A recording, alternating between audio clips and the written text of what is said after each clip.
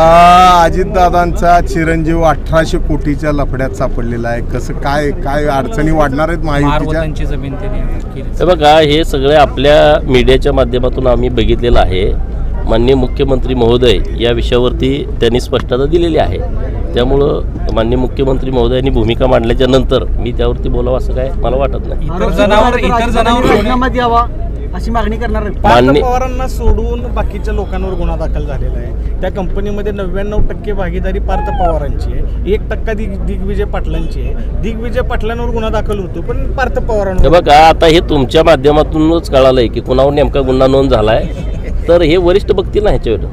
मी अजून काय एवढ्या वरच्या लेवलला नाही.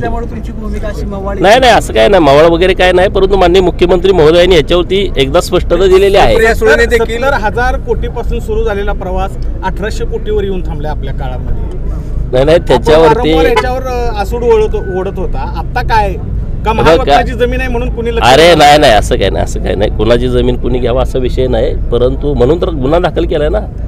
असं काय नाही. महार वतनाची जमीन जरी असली तरी सरकारनं त्याबद्दलचे निर्देश दिलेले आहेत.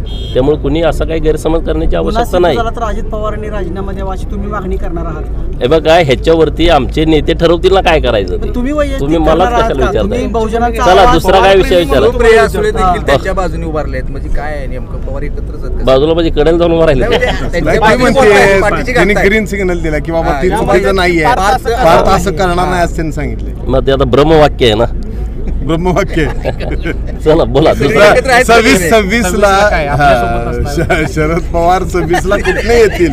त्यांची मुदत नाही असं आहे. बघा, माझ्या मनाला प्रश्न पडला की आता यांची खासदारकी संपते, तर मग आता 10 आमदार जर खासदार होत नाही, त्याला आमदार जास्त लागतात, तर ते कुठून येतील असा मला प्रश्न पडलाय. आता त्याचं उत्तर काय येतं ते एप्रिल मध्ये बघू आपण. ते महाविकास आघाडीचे आहेतच की. एवढे आहेत का? एक खासदारी एवढे नाही नसते. सिंधुदुर्गमध्ये दोन्ही त्यात पण निम्यावर ते फुटले. एक विषय होता नाही काय नेमका आता तरी 10 त्यांच्याकडे दिसते, पण शरीरानं किती आहेत आणि मनानं किती आहेत मला माहिती नाही. मी त्या पुढचं विचार. बरेच जण इकडे येऊन भेटत राहतात कामाच्या. तुमच्या जिल्ह्यात तुम्हाला माहित आहे की सगळ्यात जास्त तुमच्याच जिल्ह्यात आहेत ना तुतारीवाले. त्यामुळे तुम्हाला माहित आहे सगळं कुठं असते काय असते सगळे. नाही मग तुम्हाला वाटत नाही का ज्येष्ठ माणूस आत पाहिजे पक्षाला तुमच्या मार्गदर्शन करायला? चला.